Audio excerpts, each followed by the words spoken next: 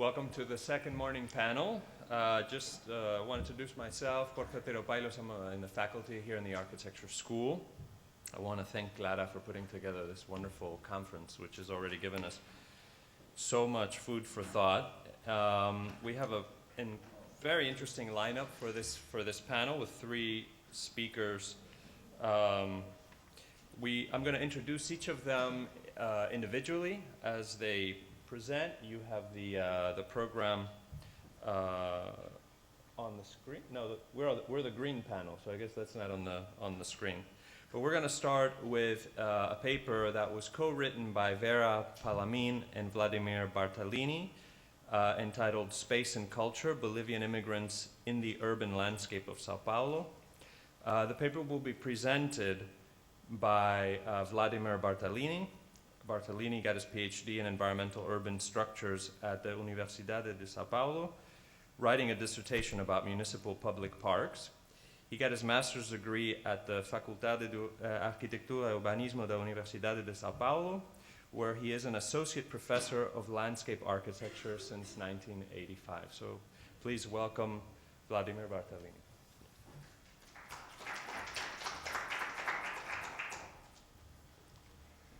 Thank you. Good morning. First of all, I want to thank Clara in my name and name of VERA PALLAMIN for the invitation. The paper we submit, VERA and me, submit to this conference is about Bolivian immigrants in Sao Paulo. More specifically about the way Bolivian immigrants practice the landscape. We tried to compare the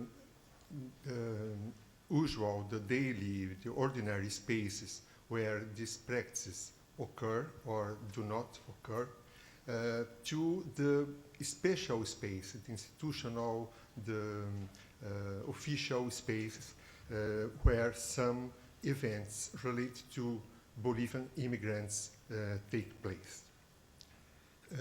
We assume the hypothesis that a true landscape arises when it results from practices, when people, social groups, individuals can recognize themselves in it. I want to do a last remark, is that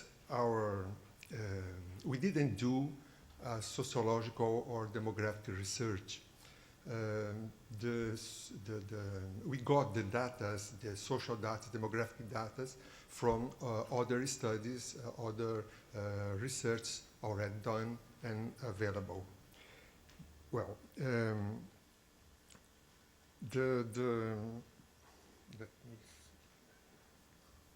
right.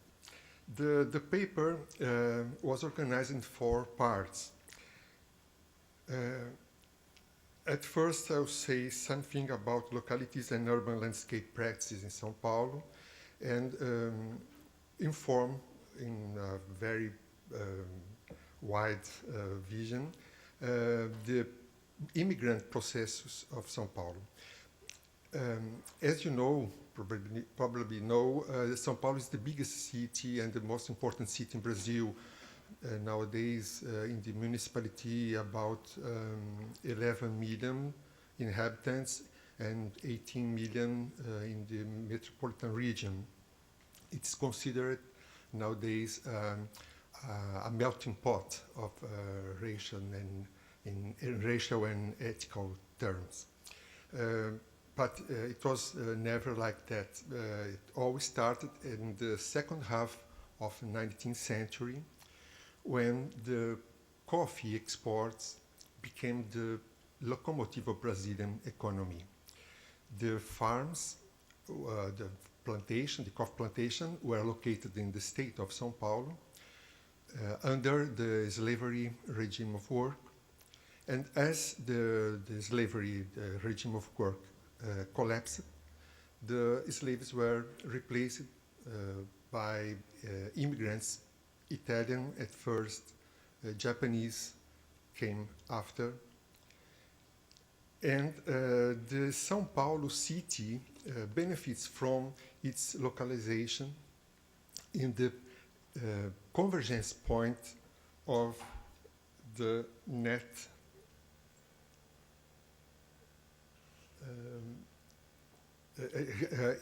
benefits of its proximity with the port of Santos, the biggest port in the state, and to be the point of convergence of many railroads that led to the farms. So in a few years, immigrants moved to the city, and Italian, Japanese, and as the city became a very important industrial and financial center, Germans came, Lebanese, and a lot of nationalities started living in São Paulo. So the immigrants from different countries started living there, as I said, but the Italian ones were the more significant in number and played an important role in culture as well in the working classes organization. Italian workers, in their majority, lived in poor but lively districts like Brás, Moca, in the east side of the city, or Bela Vista and Bom Retiro near the downtown. There, and from there, they assert and spread their cultural traces in such a way that nowadays one can notice their influence in many idiomatic expressions in gastronomy, games, customs, and so on. That are all these contribution are shared by every inhabitant of São Paulo, and Italian reached to practice the landscape as well. For instance, in the use of open spaces in architecture, in the advertisement of cantinas, the Italian restaurants,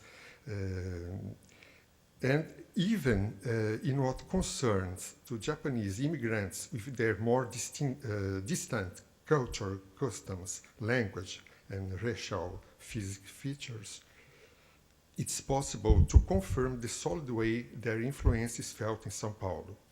Living at first in a district next to the central area named Liberdade, they printed their marks in the city with bars, restaurants, shops, cinemas, and so on.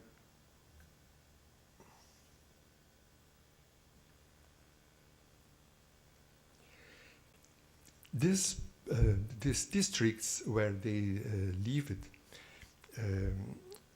until now, we can see in these districts the street festivals like San Genaro Festival, or even every Sunday the street market in Liberdade. Many, the San Genaro, the slide, the previous one, San Genaro Festival, is of the Italian community, and although many Italian don't live anymore in this district, the festival is going on. So they come back. They come back to this street to participate to this festival. So I want to say that they could print their marks in a very effective way, even if not living there anymore. So are landmarks, we can say. With the Japanese, it's the same. But with Bolivian immigrants, things don't happen like this. The curious thing is that they came from a nearby country, and the idiom they speak is very close to Portuguese.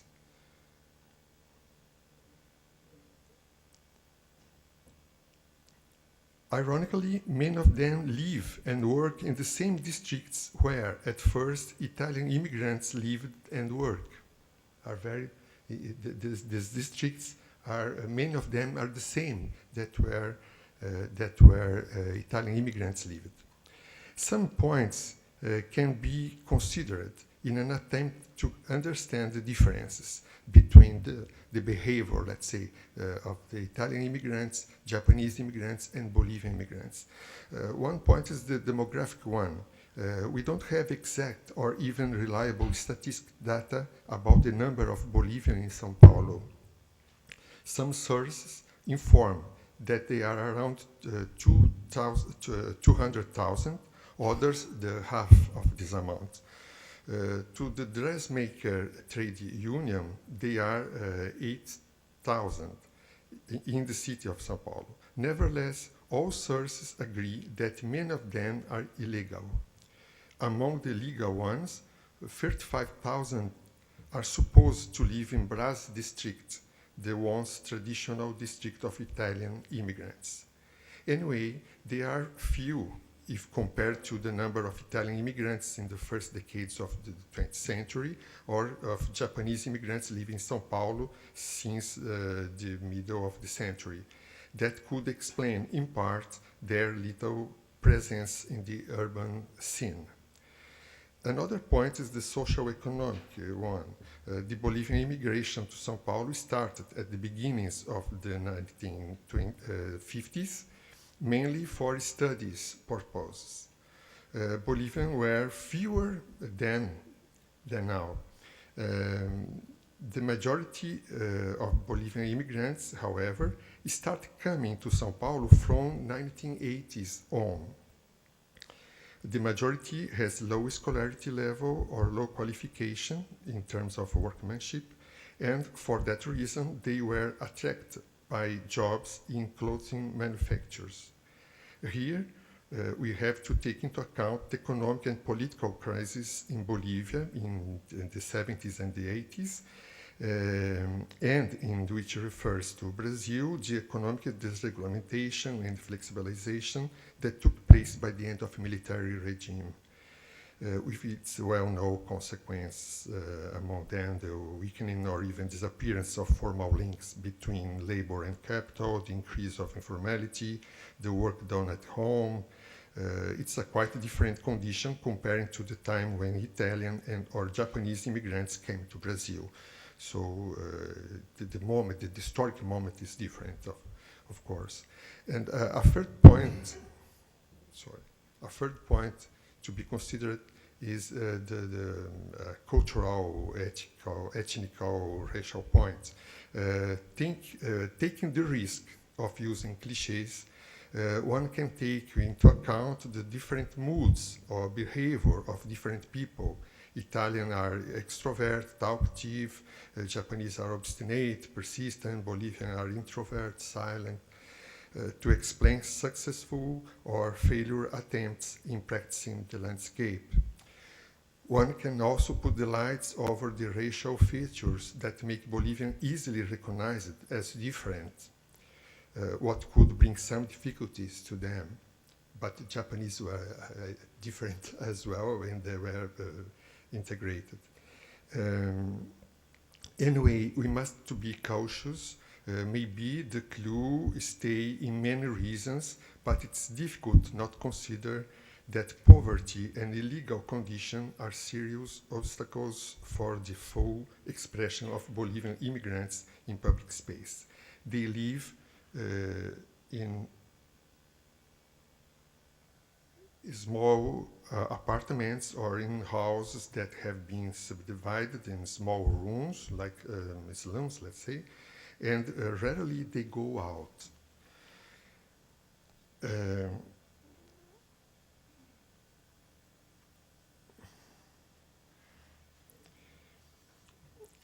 Now, I will consider the spaces of everyday life, the clothing manufacturing.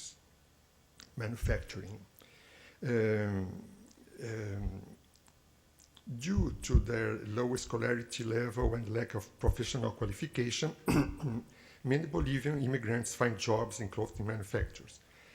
The work routine is hard there, as they are bad paid for piece work. Many of them work 14 or 16 hours a day. Many Bolivian workers live in the same place where they work, in precarious environmental conditions. Children stay in the same place where their parents work without the request cares. In the last years, the public ministry, an autonomous entity responsible for the defense of a legal order, reached to reduce the employer's illegal procedures against the workers, making blitzes in clothing manufacturers. But even so, exploitation goes on. The lack of opportunities in their country forces Bolivian immigrants to accept such a precarious conditions of work, instability, informality, low salaries, confinement. Another aspect of everyday life is the streets and square. What happens in the streets where they work and live? The clothes that Bolivian immigrants produce are exposed and sold in popular shops concentrated in districts like Bom Retiro and Paris. There, the people, a lot of people in general, goes up and down along the sidewalks every day, mainly on Saturdays. Some shop windows where goods are displayed try to imitate the more sophisticated shopping center ones. Others exhibit big piles of clothes, soon disarranged by customers, but never in any case one can see the faintest trace of Bolivian immigrants' culture in these commercial streets. And hardly one can find Bolivian walking among the crowds. They are working in clothing manufacturers, of course. Until 2001, a Bolivian street market was held every Sunday in a square in the very heart of this district, Paris, famous for its popular clothes shops. However, residents and traders of the district pressured the municipality to transfer the street market to another place, under the allegation that it was clandestine and caused traffic jams, dirtiness, noise, and so on. The street market was removed to another square, isolated, empty almost all the time, although not more than 1 kilometer far from the former place. There are no houses, no windows or doors open into the square. It is surrounded only by walls. Few people live next to it. The blocks are mainly for industries and institutions. Only on Sundays, the square gets some vitality. Meanwhile, the street market is going on.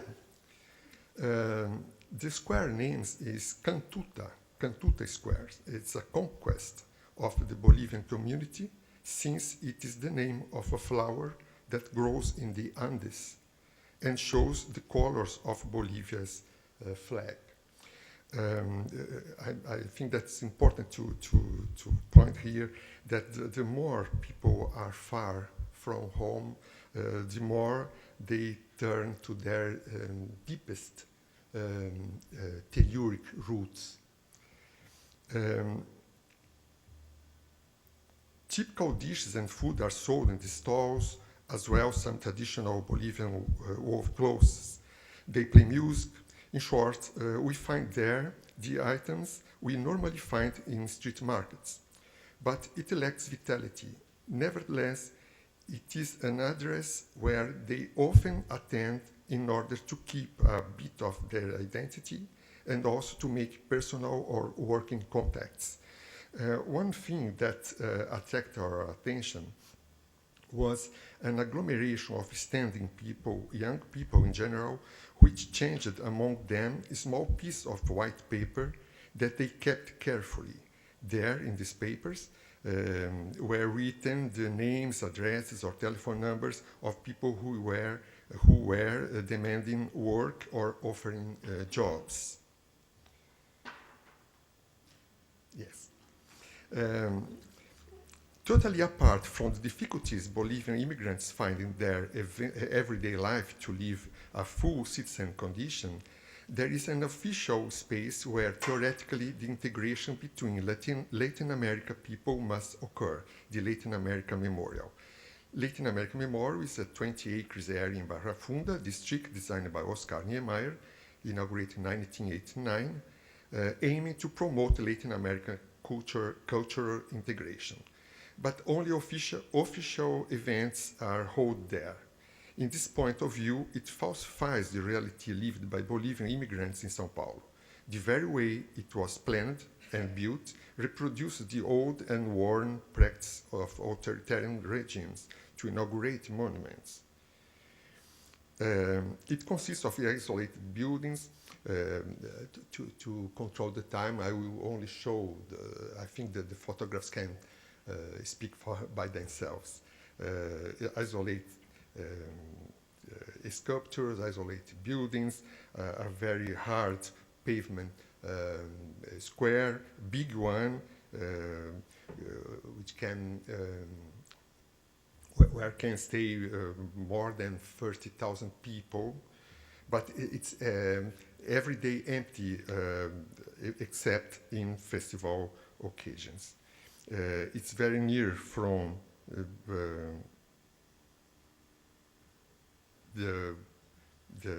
an important bus and train and subway station from which leave and arrive buses connecting Bolivia and São Paulo. Recently, the memorial the memorial administration allowed the Consulate of Bolivia to use an annex to provide documentation for immigrants. Probably this could help Latin American Memorial to be a reference for Bolivian immigrants. Probably it is already, but not in the way that one could recognize himself in its landscape. And just to finish, I will say some words about the emerging landscape, the Coimbra Street, or the Little Bolivia, let's say. In spite of the poverty and instability that typify the situation of Bolivian immigrants in São Paulo, an embryo of a vernacular landscape can be detected. We refer to Coimbra Street in Baras district, where start appearing some restaurants, land houses, hairdressers, little shops that are run by and aimed to Bolivian immigrants. It is easy to notice the Little Bolivia. It's concentrated in 2 blocks only. Nothing is ostensible. Only a few elements stand out, but they are enough to indicate the affirmative presence of Bolivian. The signs consist of advertisements written in Spanish. I know that here it's common that, but in São Paulo it's not common to find some advertisement written in another language than Portuguese. During the weekdays, the Coimbra Street is calm. However, its rhythms change on Saturdays when a lot of Bolivian immigrants come to have their hair cuts, to shop something, or just to meet their fellows. Just 1 minute. I'm finishing. There are an important difference between Cantuta Square and Coimbra Street. We can say that Coimbra Street was born in a more natural way, without institutional support, without previous authorization, as the manifestation of a vital force expressed in the simplest everyday activities. The tranquility that we notice in Coimbra Street is in the weekdays is like the one we can experience in a friendly space.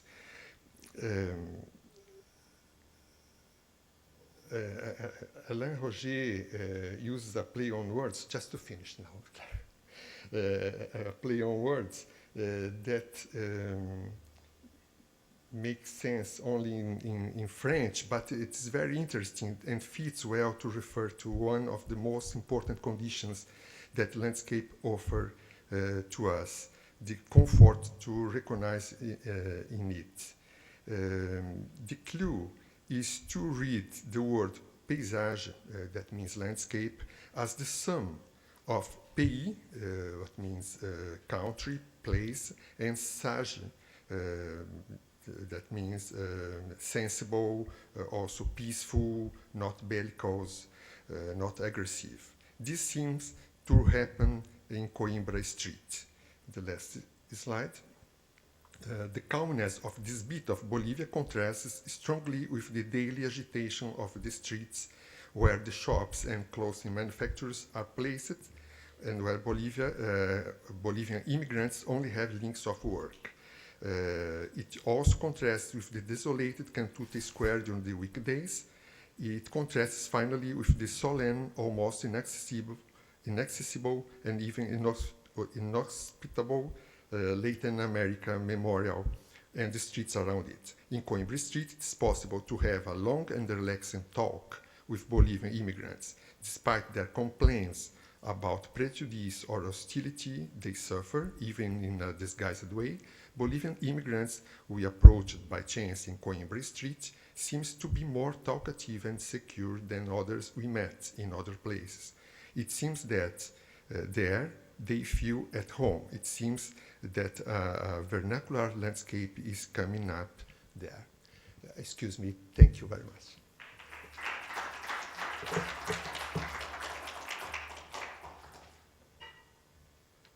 Thank you, Vladimir. And we move from Bolivians in Brazil to Peruvians and Brazilians in Japan. Our next presenter is ERIKA Rossi. She is a PhD candidate at the Global Studies Institute, Faculty of Sociology at Hitotsubashi University in Tokyo. She obtained her MA in Global Studies at the Global Studies Institute, Faculty of Sociology of Hitotsubashi University in Tokyo again. And her most recent work is centered on the revival in recent years of cumbia peruana among the Peruvians in Japan. The title of her paper is Music Takes Place, Mapping Latin Music Places in Japan. Please welcome ERIKA Rossi.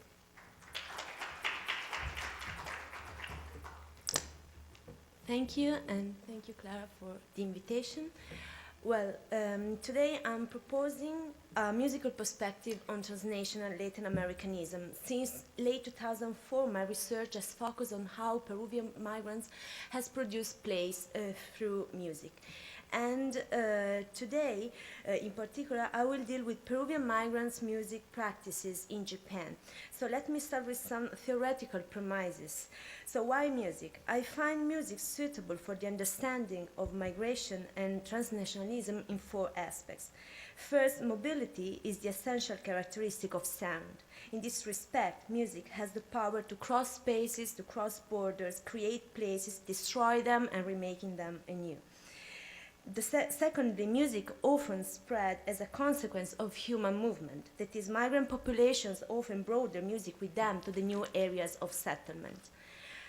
Thirdly, music and its capability to create places forces us to think about places as a constant process, as not as something fixed. In the same way, human migration putting questions the idea of place forces us to new conceptualization of them. Finally, music, as I understand it, is a human practice, a human activity. So, by the word music, I don't mean a genre or something you can write down on a score, but a human activity where different actors participate. My methodology for this work has been that of mapping 2 parallel music scenes. One I call Latin music scene, and the other one I call Decasegui Latino scene. In the first one, mainly Japanese participate, while the second one is mainly made up of migrants, or Decasegui, which is the Japanese word for foreign workers. Before I enter the description, of the 2 scenes, let me briefly introduce my theoretical setup. I want to establish a relation between the concepts of music scene and transnational social space. Following Stroh, a music scene is different from a musical community because it has no tradition to perpetuate, it tends to go beyond the place music is performed, thus it tends to be linked to a wider music market, and the participation of different actors from event organizers to occasional participants is the prerequisite for the making of the scene. In a similar fashion, I think a transnational social space is multidimensional and it is constructed through the recurrent transnational interactions and practices worldwide and implies the participation of multiple social actors. In this sense, the music scenes I'm going to present here can be considered translocal or transnational music scenes, though the actors participating in them are very different and their practices have very different outcomes in terms of the creation of social relations that are finally reflected in spatial terms. I have mainly 3 points, or there are 3 possible outcomes from this perspective. One is related to the conceptualization of transnationalism, that is the necessity to consider those aspects of transnationalism which are not limited to migrant experience. So this kind of transnationalism is shown by the Latin music scene. Consider this kind of transnational practices together with the migrants' transnational practices that give life to the Decasegui music scene, the Latino one. Once again, we confirm the argument about the low level of integration of Latin American migrants into Japanese society.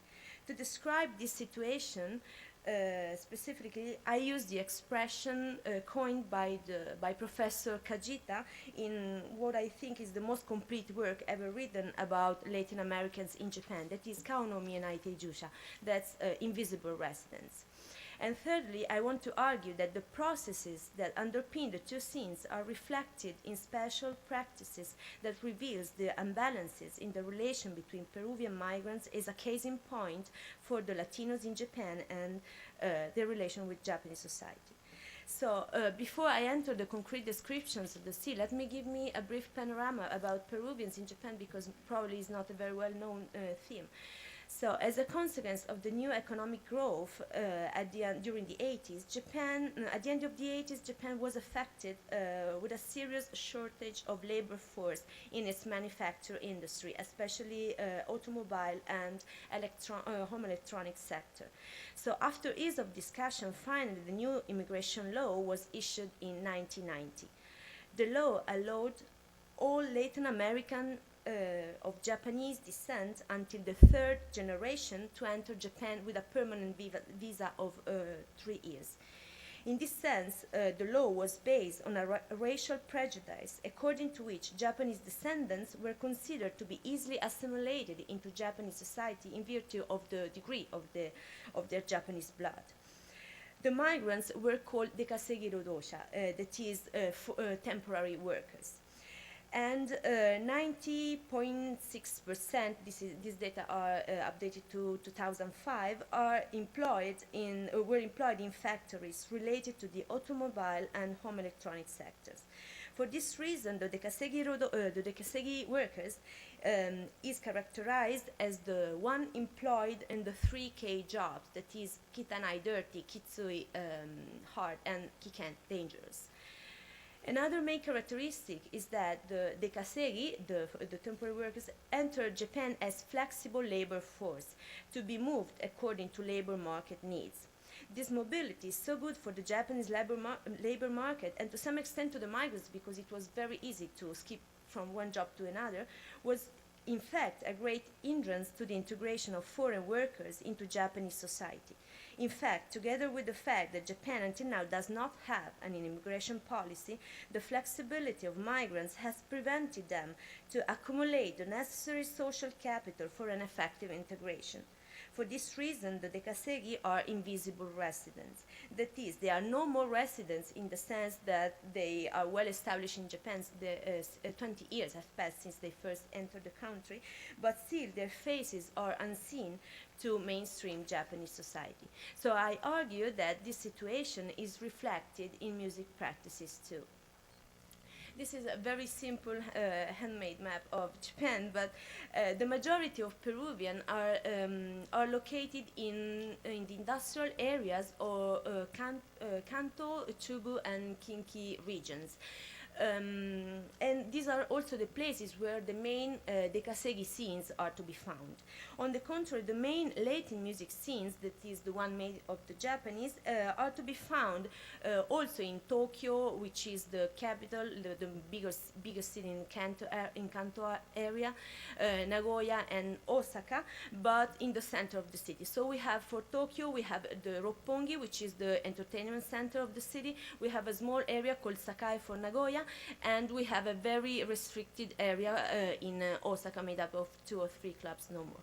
So today I'm gonna talk about 2 main scenes, the one happening in Roppongi and the one happening in the Keihin industrial area. The Keihin industrial area links Saitama prefecture, which is bordering with Tokyo, links Saitama, Tokyo, and Yokohama. It's all an industrial area where, and in the Yokohama Kawasaki area, a big Latino population is to be found. So this is the most important music scene as far as Kanagawa prefecture is concerned. So briefly, the main differences between the 2 music scenes is that as far as the Latin music scene is concerned, the Japanese music scene is due to the revival of Latin music in Japan occurred during the 90s. This is a trend we can see in other parts of the world, but in Japan the commercial strategies that preceded Wim Wenders' Buena Vista Social Club movie were determinant. As a consequence, the Japanese Latin music market, which is very, very small, is still dominated by Cuban music, with Cuban salsa standing out. The makers of the scene, together with media and event organizers, are mainly Japanese, middle-high income foreigners, and those Latino living in downtown Tokyo or mainly working in downtown Tokyo. Every club of this Latin scene offer dance classes. They are after-work dance classes, very important to attract new clientele under the slogan that Latin dance helps you in fighting stress or lose weight.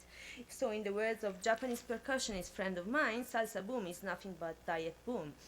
So because the main target are young career women in their 30s or white collars working in central Tokyo, clubs open very early, around 6 o'clock, with dance classes starting around 7 p.m. The night ends early for the Japanese, who usually leave the scene around midnight with the last train. At the weekends, after midnight, mostly foreigners are to be found there. The clubs in Roppongi work 7 days a week, and they are every day open till 5 or 6 o'clock in the morning. All clubs are located maximum 10 minutes walk from main subway stations to be found in Roppongi. The dekasegi music scene offers a different panorama because it's mainly made up of Peruvians, which are the biggest Latino community in Japan. There are almost 60,000 people. In the last 5-6 years, Cumbia peruana is the music genre which makes the main distinction with the Latin music scene in terms of music performed. Cumbia has always been underrepresented in Japan, and this is a very different situation from what happens, for example, in my country, Italy, or here in New Jersey, Patterson, that are all other locations where I conduct fieldwork. The reason might be that most of Peruvian migrants in Japan, are of middle-class origins and come from the coastal city. That is, they are part of that social class that always misregarded cumbia as música para cholos. Nonetheless, with the revival of cumbia in Peru, a reevaluation of the genre occurred in Japan. This fact is due to the role of media in the Peruvian community. In fact, considering the small population, like barely 60,000 people scattered in the 3 areas I showed before, we have 5 regularly nationwide Spanish language publications, 7 internet server broadcasting Peruvian TV, well, half of them are illegal, and 2 internet radio, and without considering the high activity of Peruvian restaurants and shops that divulgate illegally DVD, among which we find the TV series made in Peru picking up the stories of the formation of cumbia bands.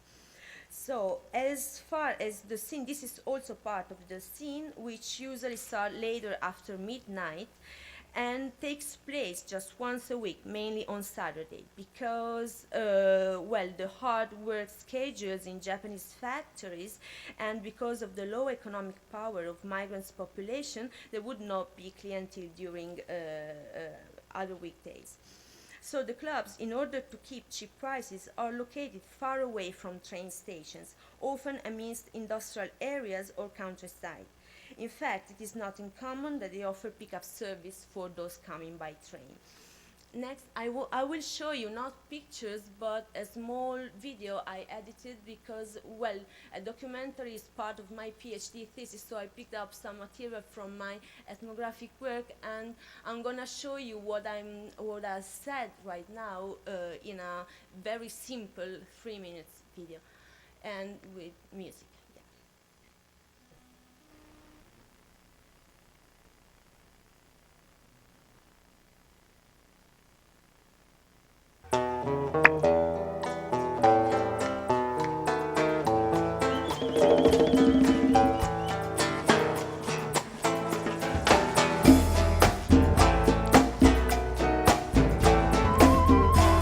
Levanta la mano, peruano. Sí. Ay, qué rico. Oye, Culi, como no goza tu gente. Sabroso.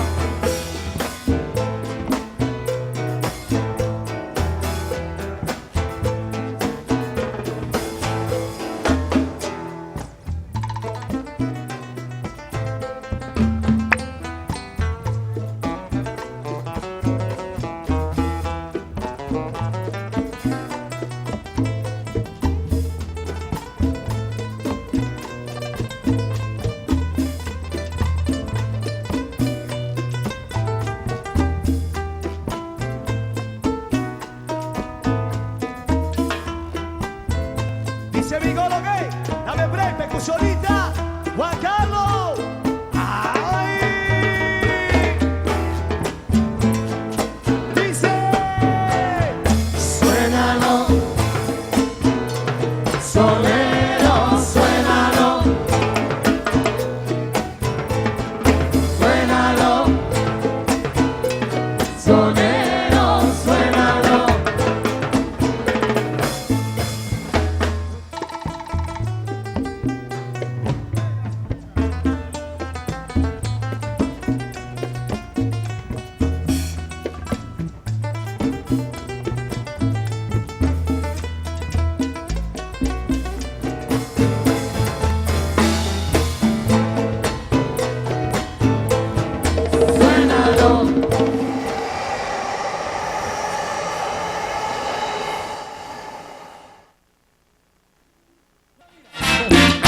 Para la gente que me dio cumbia, esto es el barrio Blanca. Y para todas aquellas mujeres lindas que están aquí esta noche, la rica cumbia. ¡Epa! ¡Epa! ¡Epa! Siempre despertará con un beso por las mañanas. Dime quién te llevará un desayuno a la cama. Quién te escribirá canciones inspiradas en nuestro amor. Quien regalándote flores dijiste la primavera llegó. Yo contigo hice un mundo donde reinabas tú. Y creo fuiste feliz, por eso te quedé en ti.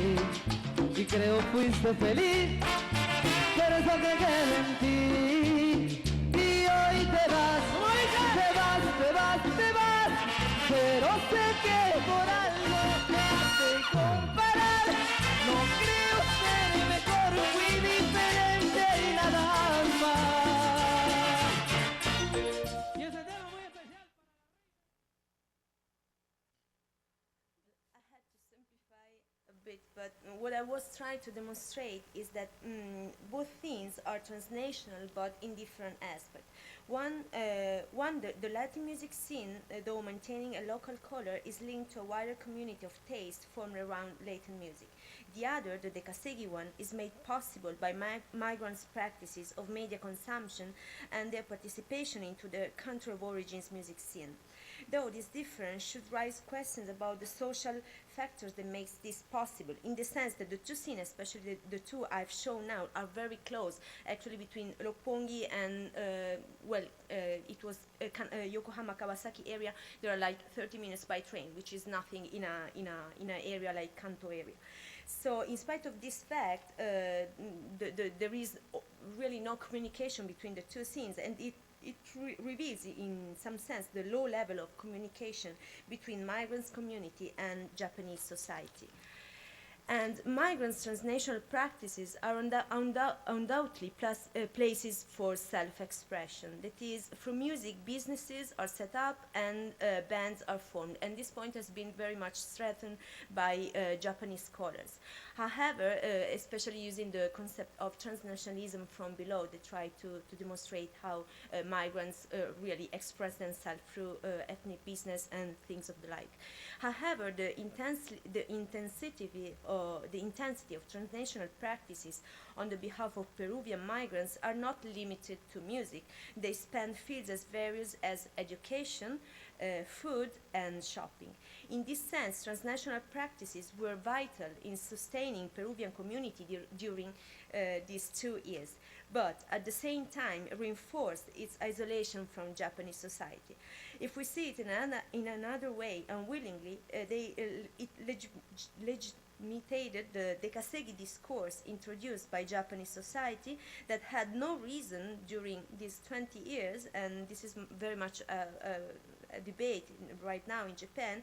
During these 20 years, Japanese government had no necessity, apart few exceptions, to get involved with the integration of its invisible residents. And now with the 2008 recession that strongly hit Japan, its automobile and home electronics sector in particular, all these problems are coming out very strongly.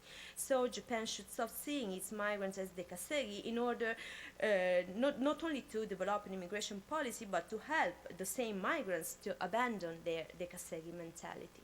And that's all.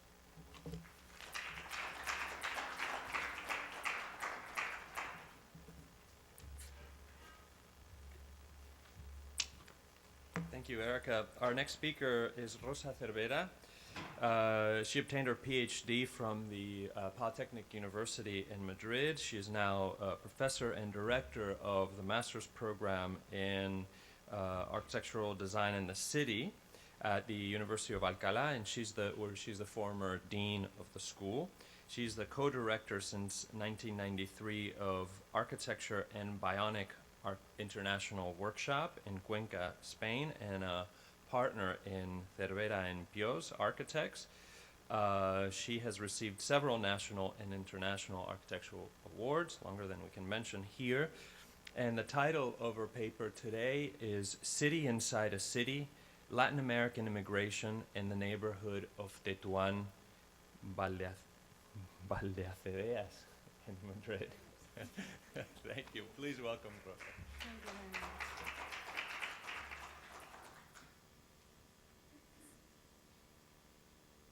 Well, first, thanks, Clara, and mainly congratulations. Congratulations for bringing the Latin American debate to an institution like Columbia University. I think it is really remarkable.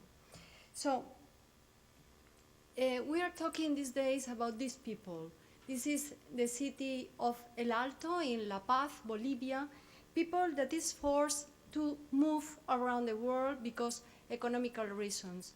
They have to leave families, homes, change everything, habits, even sometimes languages.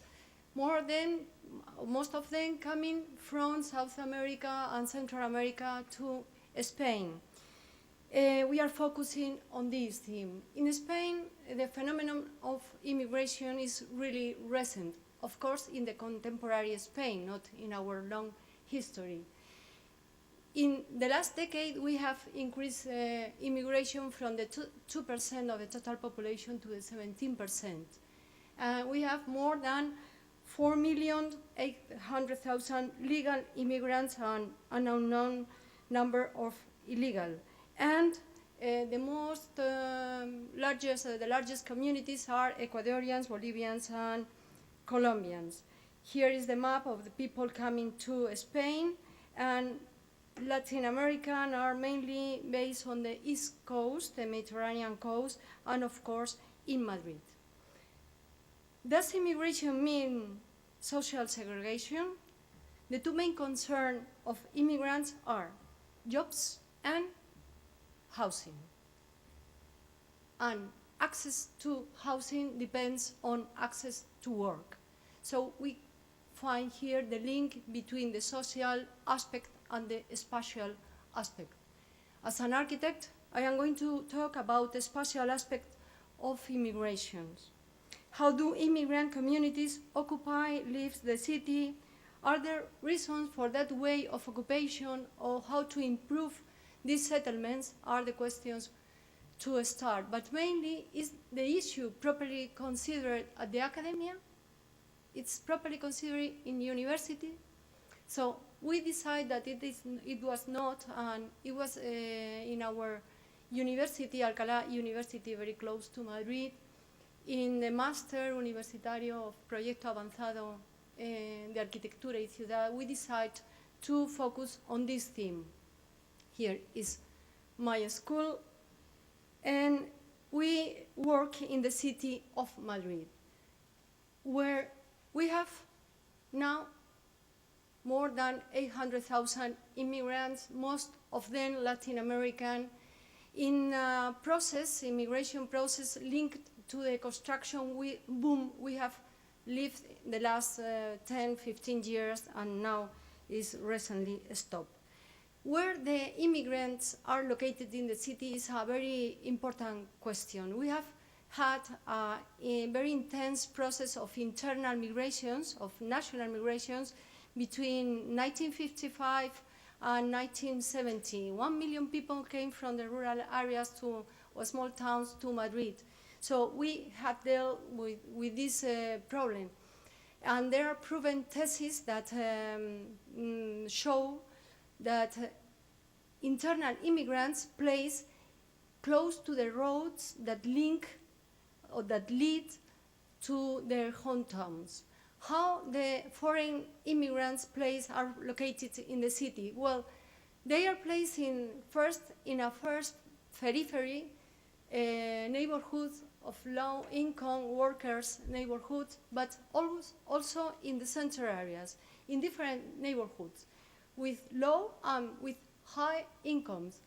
The most famous is Lavapiés. It's a multicultural, multiracial neighborhood of immigration, a long history from the 16th century.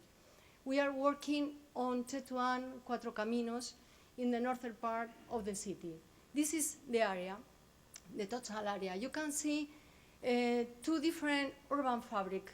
The road on the right is the main street of the city, Paseo de la Castellana, the city of Madrid, probably the most valuable area with a very, thank you very much, with here, a regular fabric, and you can compare the other part, this almost chaotic fabric where we are working and where the immigrants are placed. But the starting point for our students to work, to deal with, was the recycled city. What does recycled city mean? Recycling is something that we refer usually to materials in order to reuse materials in a process, a continued process, to prevent waste and to save energy. But now we are using for the city. What does recycled city mean? Well, when a city grows, expands, occupying territory. We could say occupation and depredation of territory. Of course, an excessive increase of mobility, increase of energy consumption and pollution, decrease of urban activity and public safety, decrease of nature and biodiversity. So what we propose is just the contrary. In order to find an efficient city with high density and low consumption, of course, control of land occupation, increase of density and activity, but improving urban quality, introduction of nature in the city, tendency to zero energy, and construction of the 3D city. We are starting a methodology of researching or the approaching to the problems of the area with the students. A group of them work on social and economical aspects, showing this kind of information. For example, the pyramid, as you can see, is not a pyramid, shows that there is a lot of old people in the neighborhood. And a lot of immigrants coming in the last 10 years, most of them from Latin America. The question is, why is Tetuán Valdez chosen as a place to live by Latin America community? Well, of course, it's a very well placed inside the city, easy mobility and public transport, something very important for newcomers, commercial area, and close, paradoxically, to the new CBD.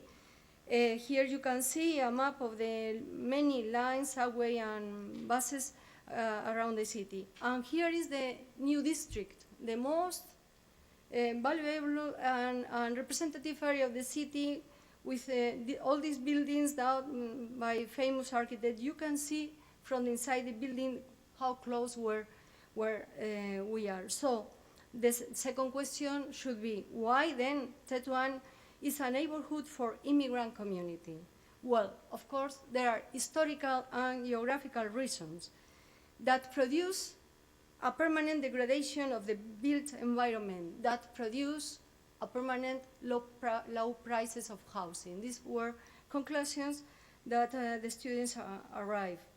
Here is the city of Madrid at the beginning of the 20th century, the center, as you can see, the extension of the 19th century outside these informal settlements with a very chaotic layout of streets. So we can see these spontaneous settlements, not planned organization of land and irregular division of plots remain along centuries, producing a territory, a display like this with labyrinthine layouts, uncomfortable journeys, and cul-de-sac or dead-end streets. On the other side, if we look at the plot, we could consider that it's a plain ground, but it is not. In fact, it's a folded hill, very rough topography that produces precisely these uncomfortable spaces. So this is a typical section or typical profile of the streets of the neighborhood that is not very different what we find in many cities in South America, poor people occupying the most uncomfortable places. So there are historical reasons that remain in the modernity. Even the original name, Tetuán de las Victorias, refers to the victorious armies coming from Africa in the early 19th century with soldiers from the city of Tetuán and placed in that place. So the conclusion is this neighborhood is for retired people who live there, retired people and immigrants. In some way, it's a social segregation due to economical reasons. The study of the typologies is really very complex because it's not uniformity, it's a residual fabric of buildings, many types, many sizes, many heights from 1 level to 10, impossible to clarify and to have a complete plan of the total. You can see the landscape, even the new buildings, the new ones that are in a process of substitution of the old ones, doesn't improve too much the place. The place is a rural character, popular character, we could say, historically. Today it's changing very nicely with these new foreign people coming from Latin America, this kind of neighborhoods for sending money, for call to their country, to buy products of Paraguay, like in this case, or Latin fashion, 100% sexy, so very, very nice. In a survey in a small survey we did, of course, very, very not scientific survey, with the neighborhood, they said, this neighborhood looks like South America, or most important, this district is again alive thanks to immigrants, because they are bringing young people to the area. If we take a look of the households, we appreciate that a third of them are not formed by typical families. We understand for typical families that formed by 2 adults and 2 or more, 1, 2, 3 children. But now we find a lot of households with only 1 adult, usually old people, and some of them formed by 2 or more families, and or by single individuals without any familiar relation. There was a new recently with an apartment about 60 people living inside. So it has produced abuses to the foreign people, and it is something that the authorities are not doing anything to improve. So even if we take a look of the standard family is not so much as we consider 2 adults or 1 mother with children or father with children. So if we analyze the housing, the old ones or the new ones, even the new ones that recently done, there is a problem, a real problem. Overcrowding and housing collapse, this design oriented to the traditional family, inadequate housing design, and inflexible and far from reality social housing law. This should be changed. Of course, the response of the students, part of them work on these new proposals for housing, producing, for example, housing for single people sharing, temporary housing, young couples, 2 families sharing, and so on. Some of them work on substitution of some blocks. Others prefer to destroy and to change completely the blocks, or very interesting solutions were to work on the interstices, these small spaces in 3D dimension, as you can see, completing the profile of the city, but remaining the old buildings in order to preserve identity. Other question very important was the ugliness of the urban landscape, as you can see here.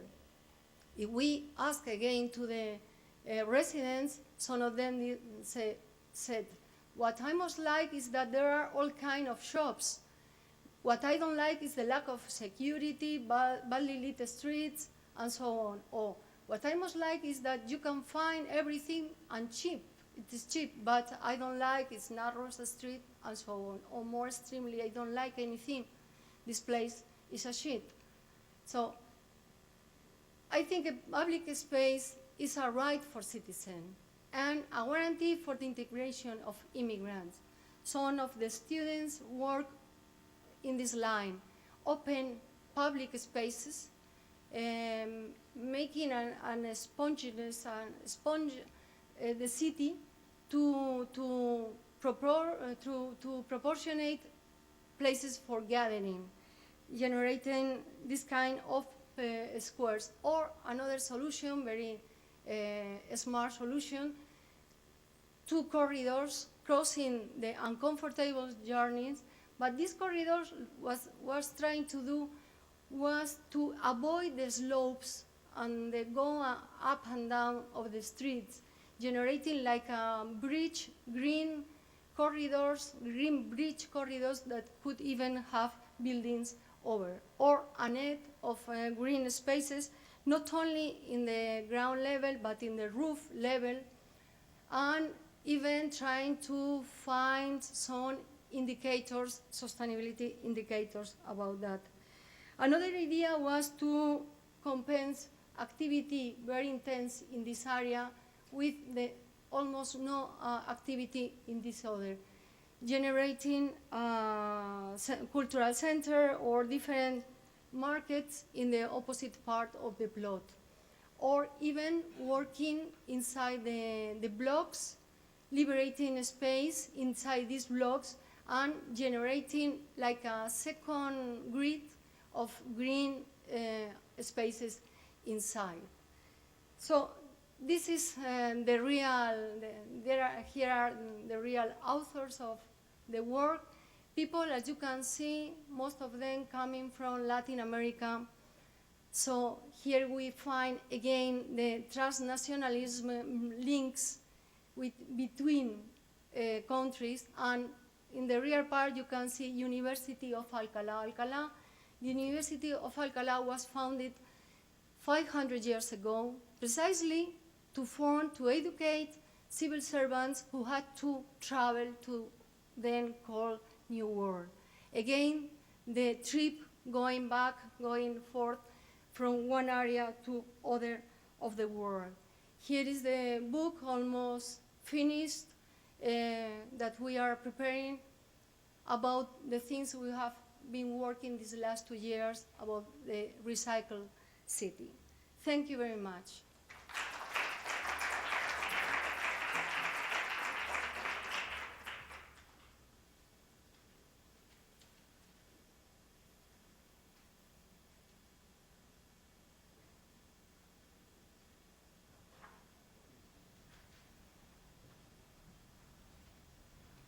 Can I invite the speakers to come up to the tables?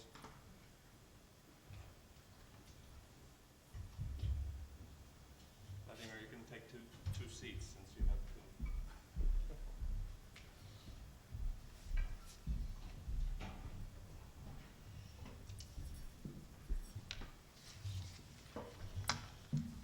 So I want to thank all of you for some really thought-provoking and interesting presentations. Rather than address individual questions to each of you, which I will also do, my hope is that we can have a little bit of a conversation amongst ourselves, and then we can hopefully open it up to questions from the audience.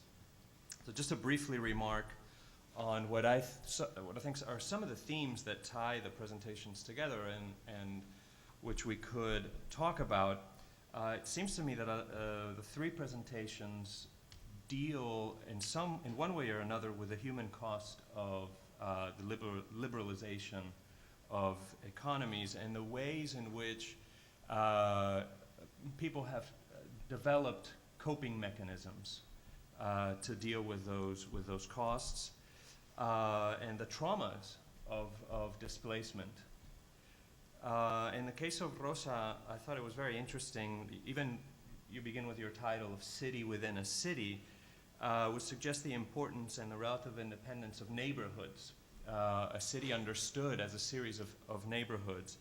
And the fact that this relative independence gives a kind of opportunity to create a sort of identity for a group, to take over a kind of a neighborhood and establish a new identity within it. I thought it was really a great and incredible analysis of the urban space and the sociological conditions that allow for immigrants to take possession of these places and make them their own.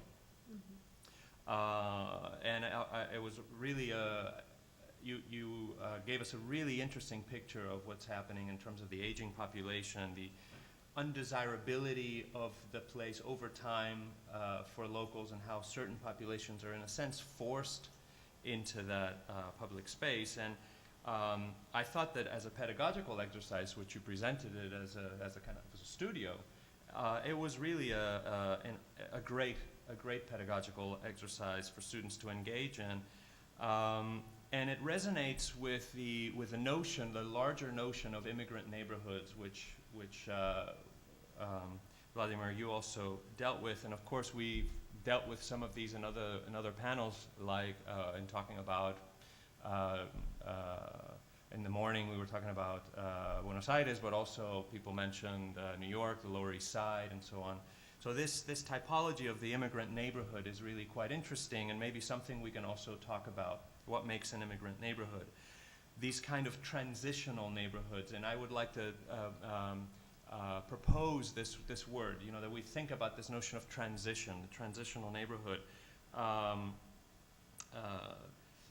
place where you kind of recognize, you take hold, but it's also a place for something else, for moving into another place. It's a place of movement from one place to another. And historically, we thought of immigrant neighborhoods as precisely that, the place in which assimilation takes place. So the Italian Little Italy over here is, again, you also don't have Italians there anymore, but there's this sense that it was the launching pad for them to become assimilated into the larger culture, something that's not happening in Japan, as you pointed out, institutionally, also very much kind of instrumentally so, kept out of integration. So that's, for me, also something we could talk about. You know, the part of the cost of liberalization is this idea that we no longer have access to this transition, that immigrants can no longer, in a sense, fully penetrate the host society. And there I thought it was very interesting, Vladimir's paper, moving on to that you gave us really some great examples of why have traditional immigrant neighborhoods stopped working as traditional immigrant neighborhoods. You focused on the Braz neighborhood, which had received waves of Italians, of Japanese, of Chinese, and now the Bolivians somehow are not being able to take over those that neighborhood, and partly because of preservation, I suppose, establishing a certain moment in time. This is now the Chinese neighborhood, and it becomes a kind of place that is identified with a previous immigration wave, but also partly because of this liberalization of the economy, and the way that has caused a kind of precarious working conditions. The precarization of work is something that I think is also very clear in both ERIKA's paper and Vladimir's paper, less so, I think, in Rosa's paper, because I think the situation in Spain is a little bit different in terms of the kind of working conditions. But it might be now that the building boom has stopped, that now that all this might become kind of apparent. So this, I thought, was also a theme that maybe we could talk about, the precarization of work as something that involves the permanent movement of the working class, the denial of housing, the permanent housing, the denial of kind of the right to housing, which you mentioned, and I like the fact that you were very kind of upfront about the need to really vouch for that. But really, this is somehow being denied. So in some way, what we traditionally conceive of as the immigrant, the status of immigrant, is in a sense also being denied, in the sense that the right to adequate housing is being denied. So it's interesting that within this panorama of the precarization of work and the human cost of liberalization, we have things like music, which were secondary to housing at a certain, historically, in terms of kind of giving a foothold in a place for people, becoming primary. So I thought ERIKA's paper was very interesting in how important music has become in the absence of other things. The paper on Sao Paulo also, I thought, brilliantly described the many sleight of hands that are happening. That on the one hand, by governments, on the one hand, housing is being denied, but on the other hand, there's these neighborhood-sized institutions that are being created, like the Latin American Culture Monument, which is supposed to, in a sense, present immigrants with a possibility of a space within the city, but at the same time denies them free access to them and only allows them a very ritualized access to those spaces. So there's this kind of sleight of hand there that I think is something for us to also talk about in relationship to industrial working, hiring practices and so on in industrial Japan. Now, ERIKA's paper, I thought, really made me think most intensely about the idea of trauma and psychological trauma. And I think that maybe this is something that we could also push to the fore, because I think this panel, more than any other panel, has dealt with the human suffering, in a sense, that these migrations involve, with a sense of loss that having to go somewhere else for work creates. You speak about music as a relief, even if it's a temporary relief. This going to a party is a temporary relief from the anxiety of homesickness. And this question of homesickness, I think, is really important to discuss. Maybe we can talk about this, the experience of transnationalism, you know, which is, in many cases, a very difficult and traumatic experience. And you speak about the home country, Peru as the home country for these recent immigrants.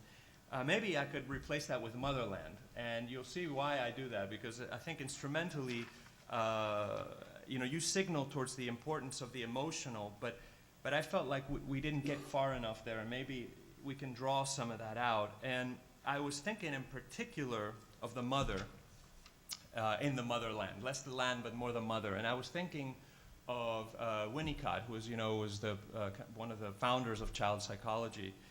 And in his thinking about the development of the child, he coins this term, the transitional object, which is something which is usually a physical object, which takes the place of the bond between child and mother. And, you know, the common things are like a doll or a teddy bear or a safety blanket. You know, those of you that have had children know about this, but it could also be a song. It could also be music. This is my song. And those transitional objects, to follow Winnicott, have the role of an intermediary developmental phase in which the child realizes that she is different from the mother for the first time and begins to feel that she's lost something. And those transitional objects are the first not me possessions that belong to the child. And they belong to the child only insofar as everybody else in the family says, yes, that's your teddy bear. You can go to bed with your teddy bear, and so on, right? So it requires the recognition of everybody else. And part of that social phenomenon of everybody accepting that's your teddy bear allows the child to make that transition, helps make the bridge, and that's why it's this transit, moving from one place to another. It's an object that helps to bridge the dissonance between the child's psychic trauma at this loss and the new external reality that she begins to discover. So it is in this transitional social space that we find the transitional object, and it's in that sense that I was very fascinated by your sense of the music scene as a transitional space, as opposed to, you know, a kind of CD, but that you're really beginning to unpack this notion of the transitional space. And so I think this relation between the transitional space and the transitional object is something for us to think about in relationship to urban neighborhoods also, because we have been talking in the early panel also about the relationship between the physical urban space and the social. And I don't agree that we neglect as architects to talk about these two things. I think what we are trying to do is precisely to understand the relationship. And I thought maybe these questions of the transitional are a way to kind of unpack this relationship. Because, for instance, in relatively recent scholarship like Robert Young in the book Mental Space has provided an exposition of the notion of transitional object to a concept more generalized and more about the role of psychic phenomena in adult life, so that, you know, has extended this notion to not just to the child, but also to the way that we as adults also use transitional objects. So it seems to me that in the experience of transnationalism, music, textile weaving traditions, and so on, might be ways in which people kind of deal with the trauma, the cost of liberalization. And in ways in which things like monuments fail to do that, like these monumental monument to Latin America and so on. So that's as far as I want to take it in terms of my opening and response to your papers, and maybe as a way for us to have a conversation, I could maybe ask ERIKA to begin and launch us off. If you could really maybe expand a little bit on this question of the dissonance between the Japanese music scene and the Peruvian Dekasagi music scene, and the way that which it seemed to me at least there was an instrumental turning away from each other, and especially on the side of the Japanese, their Japanese scene serves as a very kind of violent cultural practice of not recognizing other music scenes, and in a sense not saying that is your transitional object somehow, and saying, you know, it does not exist. We don't recognize that is your right. So maybe you could expand to us how these two things really relate to one another. Is there really no connection, or there's an awareness that it exists in a kind of attempt to really make it disappear? Well, one thing should be said about the particular pattern of migration, Latin American migration to Japan. So when you say the word migrants, like Latin American migrants, you say in Japanese, the Japanese don't usually think about Peruvian and Brazilians in Japan. They think about when their ancestors went to Latin America. So there is a very low level of knowledge about the situation of Latin American migrants, and Peruvian in particular, in Japan. So it's the normal Japanese, especially those living in the center of Tokyo, don't usually know about the existence of these communities made up of migrants. Of course, they see Latino, the instructors, the salsa dance instructors are almost Cubans or like some Peruvians. So they know there are some Latin American migrants, but they don't know really the situation of the migrants. It's not acknowledged in Japan because there is simply no information about this, apart from this last year and a half because of the recession. So there is a bit more of information. So I wouldn't say that it's the Latin music scene doesn't include the Latino because it's not economically important.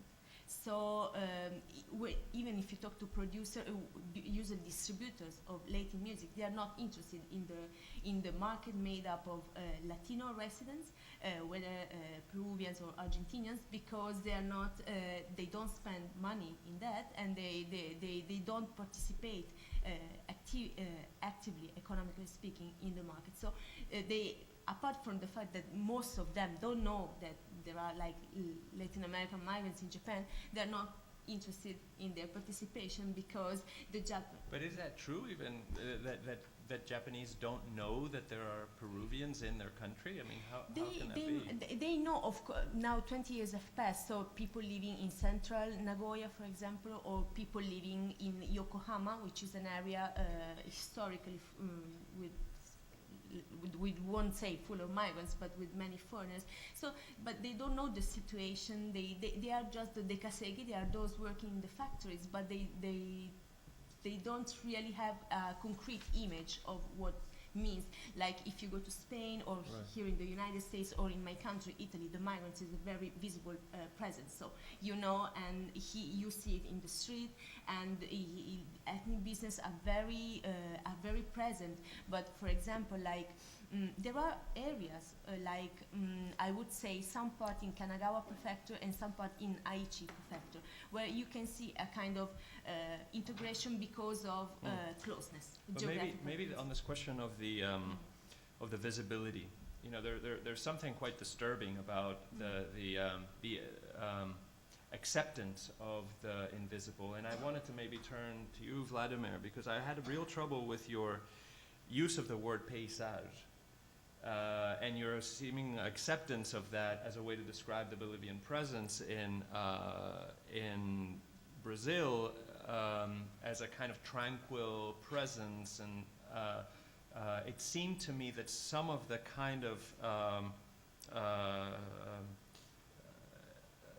projection of a kind of veil over what's actually going. You, on the one hand, reveal, you know, you open up these interiors where there is real suffering going on, And then on the other hand, you give us this term, paysage, as a way to describe it. And it seemed to me a real dissonance between what you showed in the pictures and the and this notion of paysage. Isn't this paysage really one that is forced upon the Bolivians? And not so much, in a sense, it deprives them of political agency? The very fact that they're denied housing. You see my point? I mean, yeah. Yes, I think so. Thank you for your comments, George. We have some problems in the use of the term paysage, paisagem in Portuguese or in Latin idioms. We use in different way to refer to natural features and to urban scene, let's say. In English it's different, I know. When I use the term paysage, paisagem, as some feature that people can recognize a physiognomy in this bit of the city, in this part of the city, they are familiar with this district, this part of the city. This is the meaning I want to use. It's not let's say a beautiful setting or peaceful, but is something that's recognizable. They can find themselves in this space. Of course, it doesn't mean that the troubles or the traumas are solved, but paisage not means only a tranquil or a serenity. It means something that you with which you have an affective relationship. And they have this affective, and affective is not always a very pleasant thing, but it affects you. So it's in this sense I try to use the term paysage. I don't know if I answer your question. Feel free to jump in when you'd like to, and if you have a question, just raise your hand, and I'll call upon you as we can. So just I'll be looking out. Okay. Yep. I would like to talk about invisibility. I think it's very important. When an immigrant comes, at least in Spain, what we are living there is that they change completely, trying to mutate as a local resident. For example, Bolivians are one of the largest community in Spain, or even so in Madrid mainly, no? And they lose immediately their clothes, very specific clothes they use daily in Bolivia, and they stop speaking in Aymara. Most of them are Aymaras, so they speak sometimes a very poor Spanish, but they prefer even not to talk, even keep silence. So this question of invisibility is a protection for them. On the other side, to find a home, a house, is almost impossible when they arrive. If they don't get in touch with their own group, because they cannot get a house from the residents because they have no guarantee, they don't have no paper and have nothing, and almost the same with the government and the public social housing and so on. They don't exist. The only option is to live in their own community.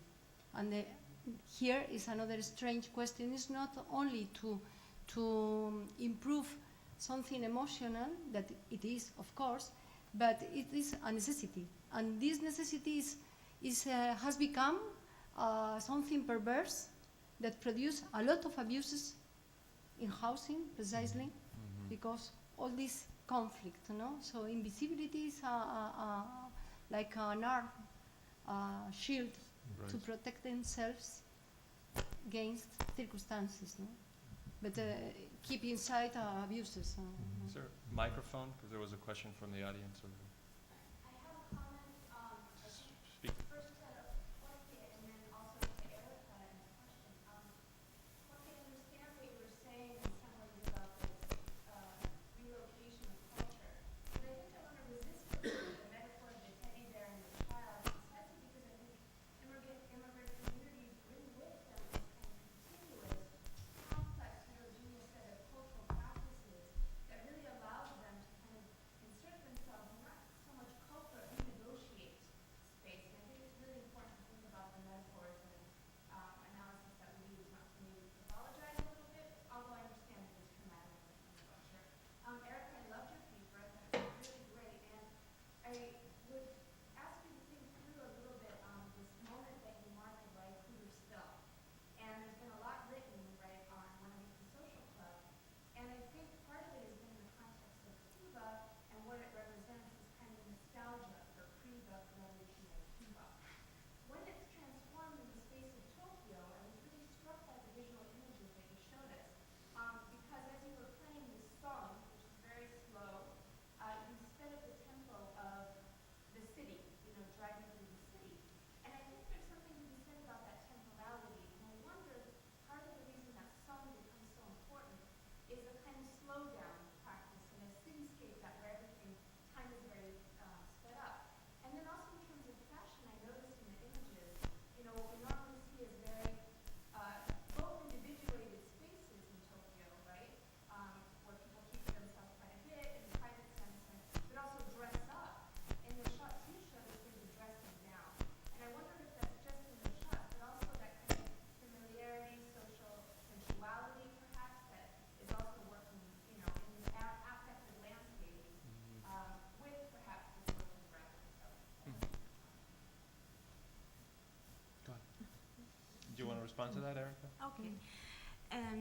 So your observation is absolutely right, because there is something about Cuba. Oh, first of all, I should say that Cuban music entered very early in Japan. Then there was like a kind of period. It was not the boom. The recent revival is different from the first Cuban music that entered Japan. But there is something about Cuba specifically, which is a kind of nostalgia, as you were saying. Something like it's kind of, I would say, exoticism toward Cuba, and the Latin music scape, which is scene, which is very much like a Japanese peculiarity that. I mean, Tokyo. This is the fascinating about Tokyo. You go to some places and you see people dressed according to that place. Even when you take the train, you can. I mean, I've been living in Tokyo 9 years, so you get the train and you can guess this person is coming from that area. So the Latin music scene implies the fact of being of wearing shoes for dancing salsa, the kind of the style, which is supposedly more the Latin dance style according to the Japanese. So this is one. Yeah, at the same time, the music is a soothing for Peruvian with their cumbia, and of course there is a lot of salsa too in the Peruvian scene, but also for Japanese, because in such a stressed life, these after work salsa classes, I know people that they go to work with their salsa clothes into the bag, and then they go to the salsa club and they change in the toilet, and then they change, they need to mask. I think this is also a way, really, like when they say they use it like to get rid of stress, this is also true. And this fact of fashion, of dressing up, of slowing down the tempo is definitely related to the Latin music scene, because you don't go there just to be in a Latin places, but you go there in order to perform, like, let's say, a different identity in a sense. Are there other questions from the audience? Well, Is there one? Okay, there.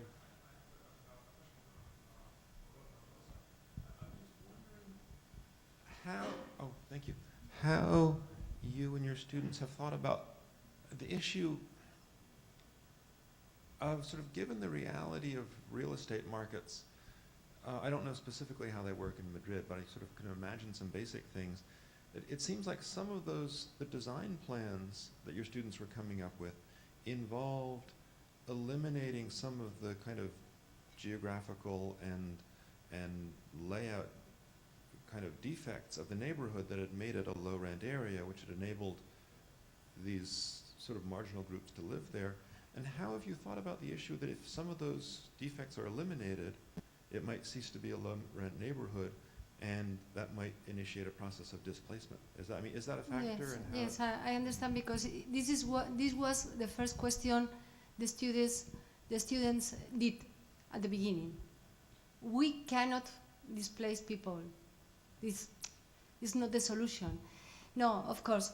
Perhaps in this very short explanation, it's impossible to achieve to explain that. But I can clarify now. This neighborhood is really very bad used.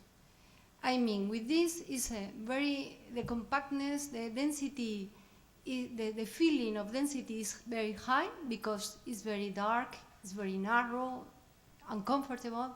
But in fact, the density is very low because all these small houses, self-construction houses, very old, very bad quality.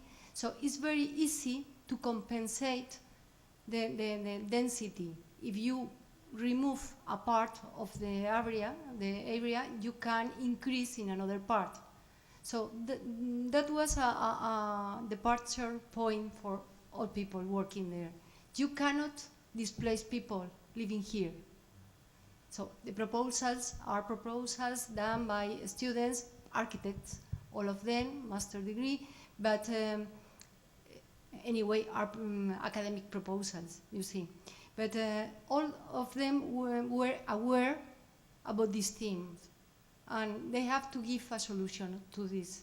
If they remove something, all people remove should be replaced in some way there too. Okay.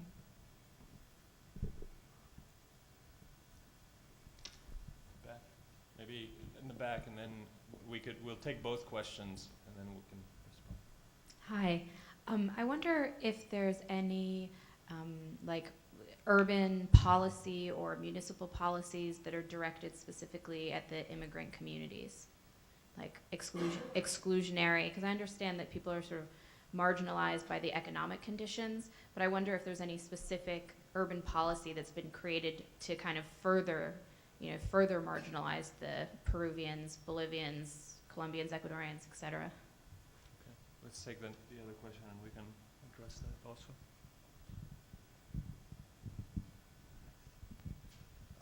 So first, for ERIKA, you mentioned Brazilian immigrants. I'm wondering if you could elaborate a little bit about maybe if there's a comparative musical story you could tell about Brazilian immigrants to Japan. And then for Vladimir, you mentioned this monument to Latin America, designed by Oscar Niemeyer. And it's interesting to me because it's meant to be sort of an inclusive thing, to sort of talk about Latin American unity.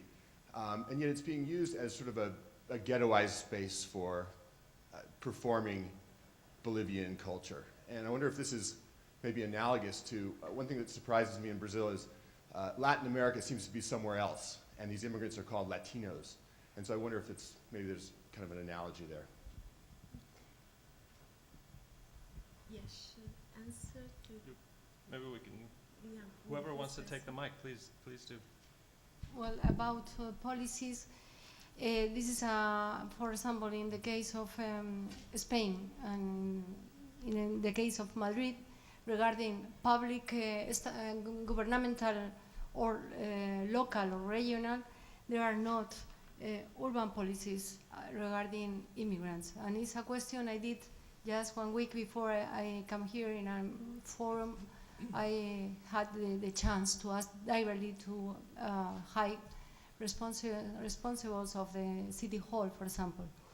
There are in Spain a lot of laws in this period trying to get the best conditions, the best social and human rights and so on conditions, and sometimes there are processes in order to legalize all the illegal immigrants and many rights. They have a lot of social rights and are considered really, of course, as residents, as national citizens. Of course, for healthcare, for schools, they have all rights, legal and illegal, everybody.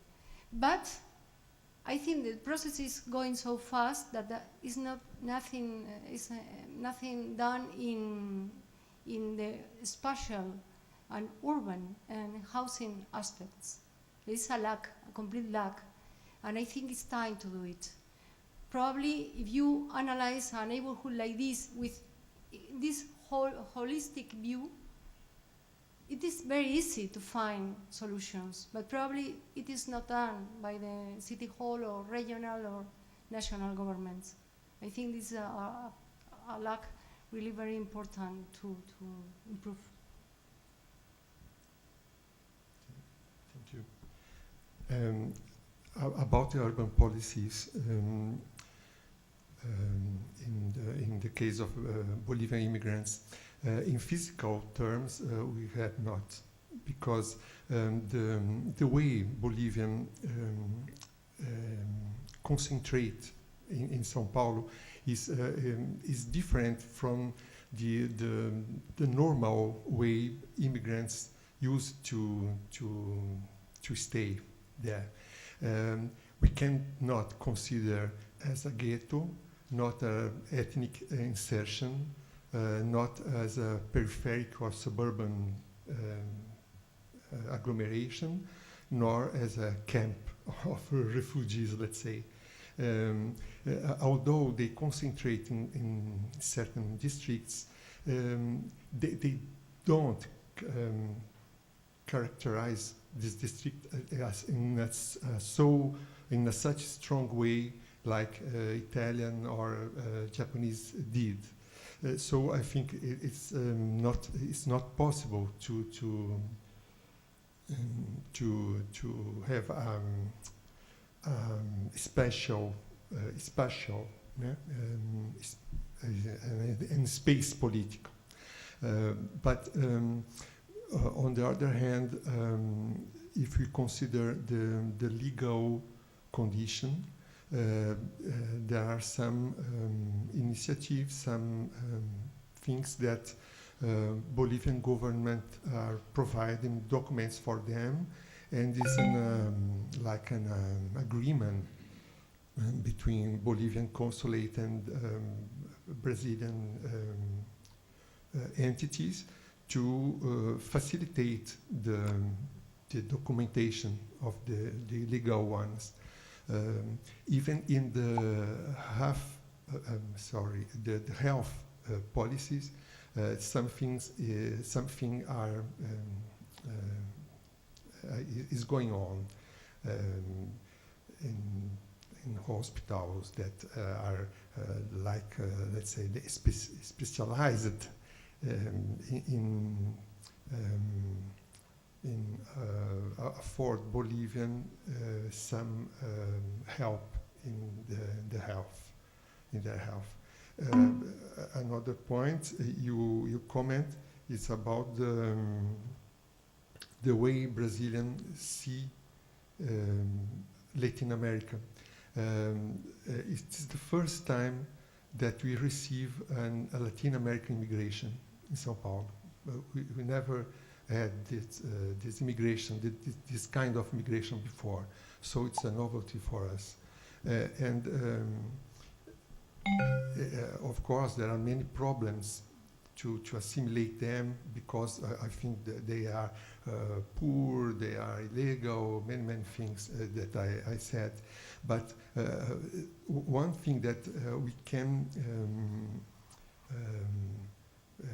recognize now is like a consumption of culture. the street market, Cantuta street market, although being segregated, now is announced in newspaper. People, it starts being fashionable to be there. You know, something is happening about this. But we just beginning the research. I don't have more